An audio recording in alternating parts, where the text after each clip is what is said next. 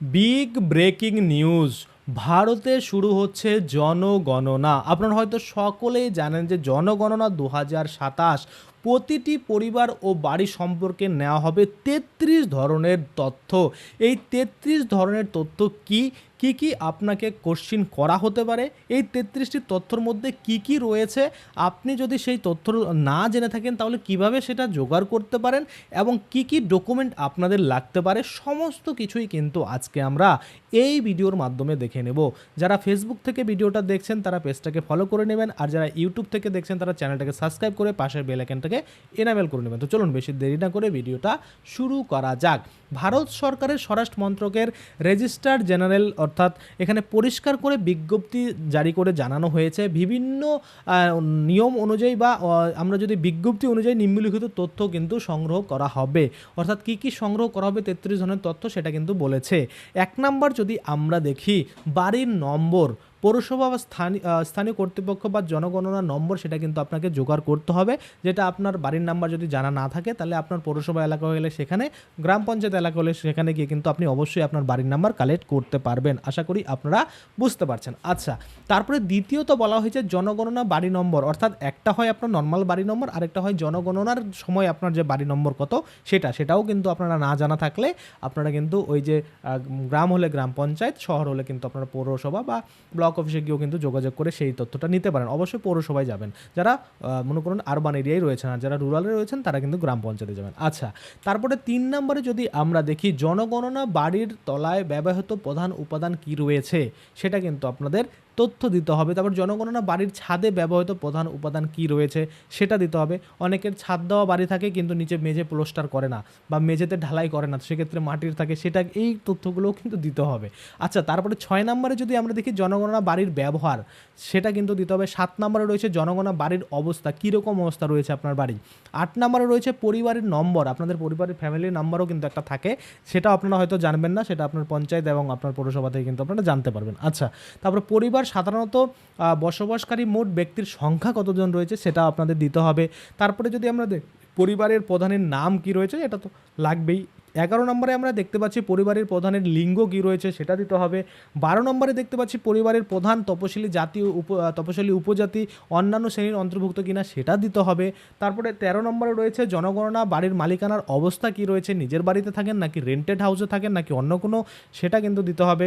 14 নম্বরে বলেছে পরিবারের কি বলছে একচেটিয়া ব্যবহার থাকা বসবাসের ঘরের সংখ্যা সেটা কিন্তু দিতে হবে। তারপর পরিবারের বসবাসকারী বিবাহিত দম্পতির সংখ্যা কত রয়েছে সেটা দিতে হবে।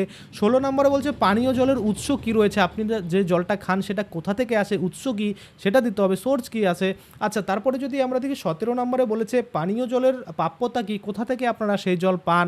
18 নম্বরে যদি আমরা দেখি আলোর প্রধান উৎস কি, আলোর জন্য আপনারা কি ব্যবহার করেন, প্রধান উৎস কি রয়েছে।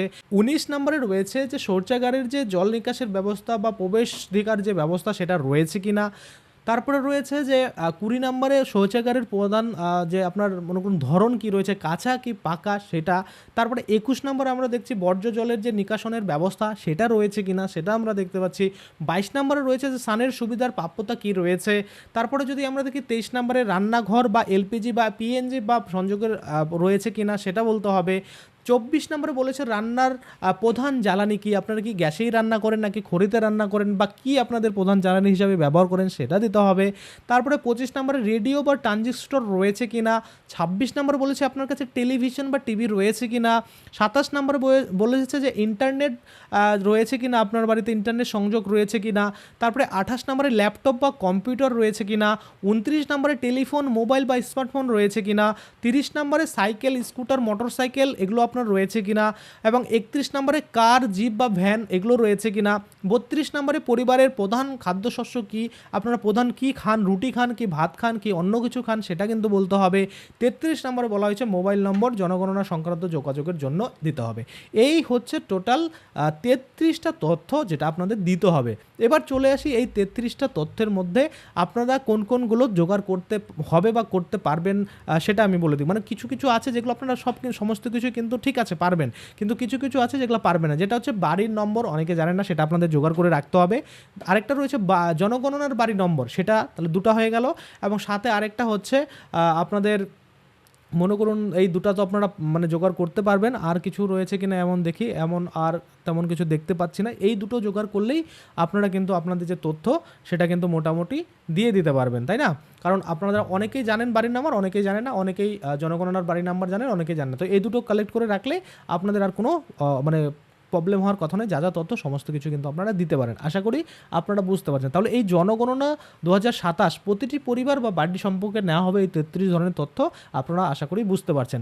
এবার কী কী ডকুমেন্ট লাগবে, দেখুন ডকুমেন্ট তেমন কিছু লাগে না, খুব বেশি হলে আপনাদের সকল ফ্যামিলি মেম্বার যারা রয়েছে তাদের প্রত্যেকের কিন্তু আধার কার্ড, ভোটার কার্ড হয়তো দেখতে যেতে পারে, নাও দেখতে যেতে পারে, কারণ এখানে যখনই ভেরিফাইড করতে যাবে বা যখনই আপনি এই তথ্যগুলো দেবেন তখন ফ্যামিলির যে হেড অফ দ্য ফ্যামিলির নাম রয়েছে সেখানে রেশন কার্ডে তাদের সাথে কারা কারা ফ্যামিলিতে যুক্ত রয়েছে সেটা কিন্তু দেখা যায়। তাছাড়া তাদের কাছে তথ্য থাকে। এবার চাইলে আপনারা কিন্তু আপনাদের যদি চায় যে আধার কার্ড দেখান তাহলে দেখাবেন, যদি ভোটার কার্ড দেখতে চায় তাহলে দেখাবেন, যেটা চাইবে সেটা কিন্তু দেখে দেবেন।